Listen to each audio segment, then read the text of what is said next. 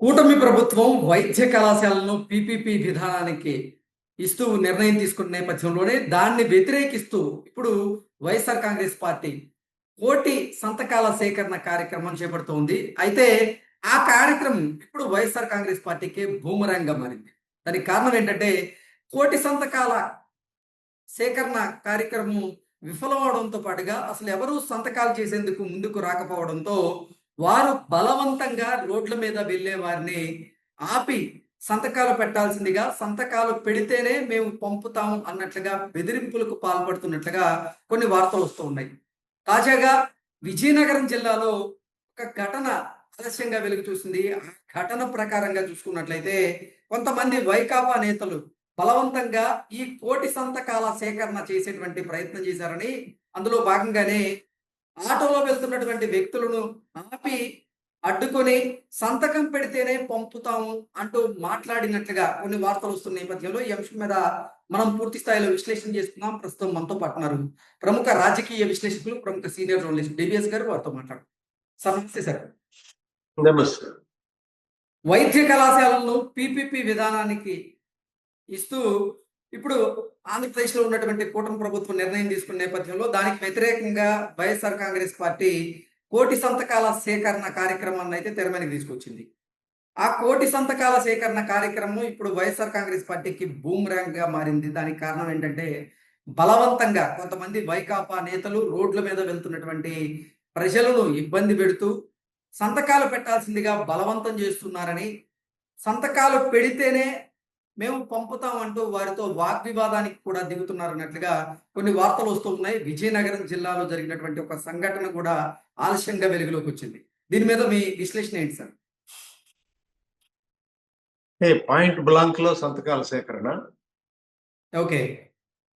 అంటే తుపాకీ చూపించి సంతకం పెట్టమంటున్నారా, లేకపోతే గొడ్డలు చూపించి సంతకం పెట్టమంటున్నారా? సంతకాలు పెడతారా చస్తారా అంటున్నారా? అంటే ఏంటంటే మెడికల్ కాలేజీల పిపిపి మోడల్ దానికి వ్యతిరేకంగా జగన్మోహన్ రెడ్డి పిలిపించాడు. ఏది కోటి సంతకాల సేకరణ ఏదో 15 రోజులు షెడ్యూల్ ఏదో ఇచ్చారు. నియోజకవర్గాల్లో ధర్నాలని, లేకపోతే జిల్లా కేంద్రంలో ఆందోళనని, ఇలా సంతకాల సేకరణని, రేపు 28వ తారీఖు గవర్నర్ని కలుస్తారనో మరి ఏదో చెప్పారు. ఆ విధంగా తీసుకున్నటువంటి ఆ ప్రోగ్రామ్ అది కూడా మిస్ఫైర్ అయిందా? జగన్మోహన్ రెడ్డి పెట్టాడా సంతకం అసలు? ఇప్పుడు మొదటి సంతకం జగన్మోహన్ రెడ్డి పెట్టాలి. ఎక్కడున్నాడు ఆయన? బెంగళూరు వెళ్ళిపోయాడా? అంటే పిలిపిస్తాడు, పారిపోతాడా? అంటే రాయి ఇసిరి పారిపోయే విధానాన్ని ఏమంటారంటే దాన్ని ఈ పోరాట పద్ధతుల్లో గెరిల్లా యుద్ధం అంటారు దీన్నే. ఏది గెరిల్లా యుద్ధంలో ఆరిదేరినాడా జగన్మోహన్ రెడ్డి? అంటే చాటు నుండి యుద్ధం చేస్తాడా? డైరెక్ట్ గా రోడ్ల మీదకి వచ్చి ఆయన పాల్గొనడా? ఇప్పటి వరకు ఒక 5-6 ఎడ్యుకేషన్స్ కి పిలిపించారు.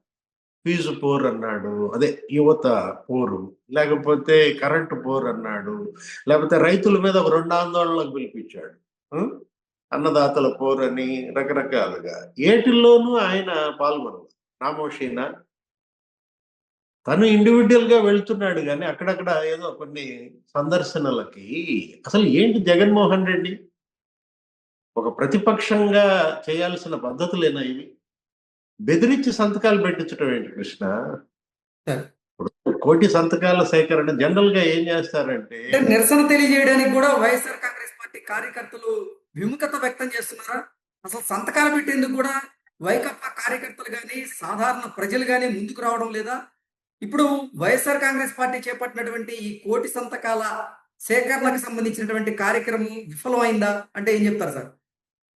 అంటే ప్రజలు ఎప్పుడు ముందుకు వస్తారు? వాళ్ళకి సెగ తగిలితే ముందుకు వస్తారు.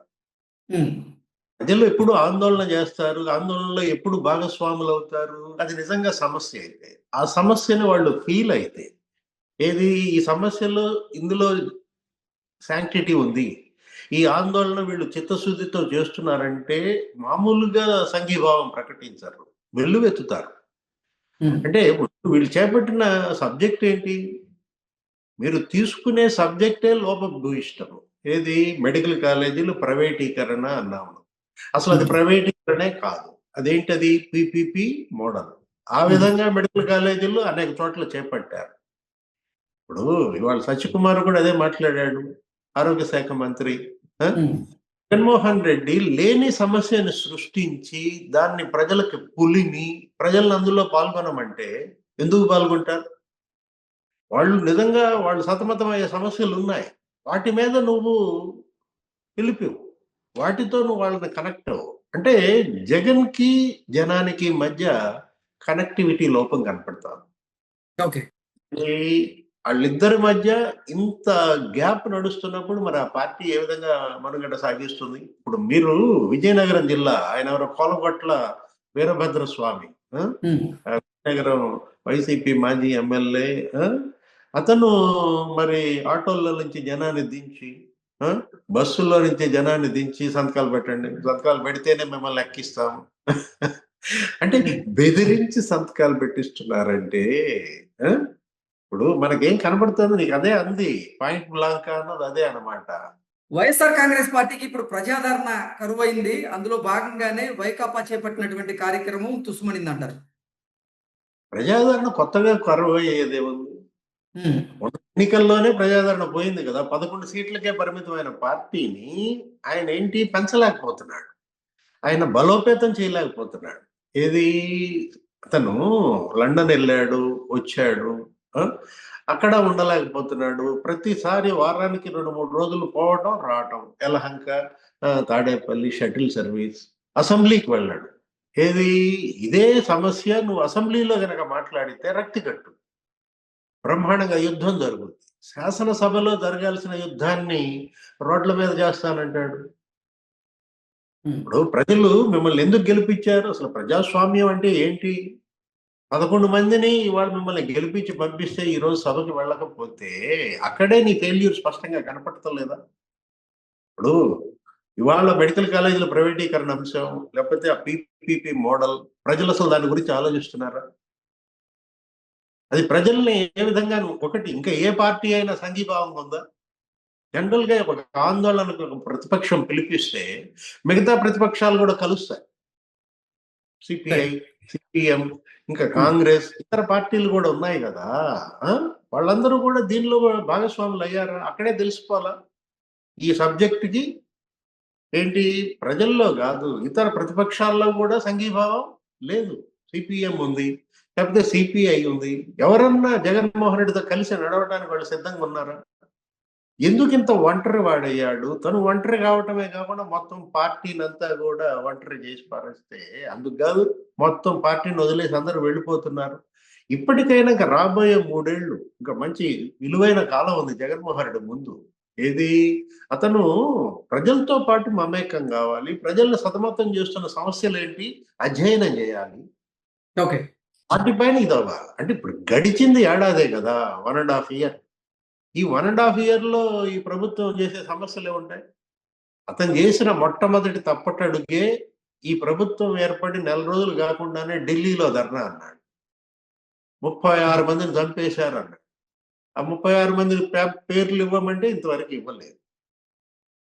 అంటే ఏంటి ఇక్కడ అసలు జగన్మోహన్ రెడ్డి అసలు ప్రజలు, పార్టీ, ఈ రెండింటిని ఎలా మమేకం చేద్దాం, పార్టీని ప్రజల్లోకి ఎలా తీసుకెళ్దాం, ప్రజల్ని పార్టీ వైపు ఎలా మళ్ళిద్దాం చెప్పేవాడు లేడు, వినేవాడు అంతకన్నా కాడు.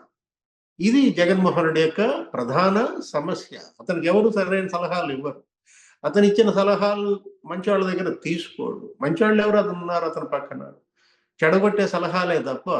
ఇప్పుడు చూసావు గూగుల్ డేటా సెంటర్, అక్కడే నీకు అర్థమైపోయింది కదా. అదేమో గోడౌన్ అంటాడు ఒకడు, ఇంకా నయ్యం కోల్డ్ స్టోరేజ్ అలా. మాకు గుంటూరులో కూడా కోల్డ్ స్టోరేజ్లు అట్లాగే ఉంటాయి, నువ్వు కూడా చూసే ఉంటావు, కొన్ని వందల్లో ఉంటాయి అన్నమాట. ఆ గూగుల్ డేటా సెంటర్ విషయం గాలిపోయింది. ఏంటి, నిన్నటి దాకానేమో గోడౌను ఏముంటది అక్కడ, సెక్యూరిటీ వాడు ఒకడు ఉంటాడు, అద్దపు ఉద్యోగం లేదు, 200 ఉద్యోగాలే అన్నారు. అట్లాంటిది కాస్త మళ్ళీ ఏమైపోయింది, ఇప్పుడు గూగుల్ డేటా సెంటర్ ని నేను స్వాగతిస్తున్నాను, దానికేం మేము అడ్డం పట్టలేదని అతనే ప్రెస్ మీట్ పెడతాడు. వాళ్ళ పార్టీ కార్యకర్తలు వాళ్ళ సోషల్ మీడియానేమో కరెంటు తాగేస్తుంది, ఇంకా కరెంటు కొరత, విశాఖపట్నం మొత్తం ఎడారైపోద్ది, అక్కడ నీళ్లు జాలవు, ఈ విధంగా మాట్లాడిన వాళ్ళంతా ఇప్పుడు మూసుకున్నారు. అంటే జగన్మోహన్ రెడ్డి ఇవాళ అతను ప్రెస్ మీట్ పెట్టి ఎవరి గాలి తీశాడు? ప్రభుత్వాన్ని కాదు, సొంత పార్టీ గాలి తీశాడు అనమాట. ఓకే. అంటే సార్ ఒక్కడే. వైఎస్ఆర్ కాంగ్రెస్ పార్టీ అధినేత జగన్మోహన్ రెడ్డి మాజీ మంత్రి గుడివాడ అమర్నాథ్ మీద ఆయన ఫైర్ అయినట్లుగా, హద్దుల్లో ఉండమని హెచ్చరించినట్లుగా, మీరు చేసేటువంటి కొన్ని వ్యాఖ్యల వల్ల వైకాపాకి నష్టం చేకూరేటువంటి అవకాశం ఉంది. కాబట్టి మీరు హద్దుల్లో ఉండండి అంటూ క్లాస్ పీకినట్లుగా కూడా కొన్ని వార్తలు వస్తున్నాయి. దీని మీద మీ విశ్లేషణ ఏంటి సార్? గుడ్డు పగిలిందా? అదే కోడిగుడ్డు మంత్రి అంటారు ఆయన. ఆ? ఆ? ఓకే. అంటే ఇప్పుడు జగన్మోహన్ రెడ్డి గుడివాడ అమర్నాథ్ మీద సీరియస్ అయ్యాడు. బెంగళూరు వెళ్ళబోతూ మరి మామూలు క్లాస్ పీకలేదు, తలంటాడు. నీ హద్దుల్లో ఉండు, ఏం మాట్లాడుతున్నావు, ఏం చేస్తున్నావు, అసలు ఏమైనా తెలుసా? ఈ విధంగా ఎందుకు ఫైర్ అయ్యాడంటే, ఆయన నిన్న ప్రెస్ మీట్ పెట్టాడు. ఎవరు?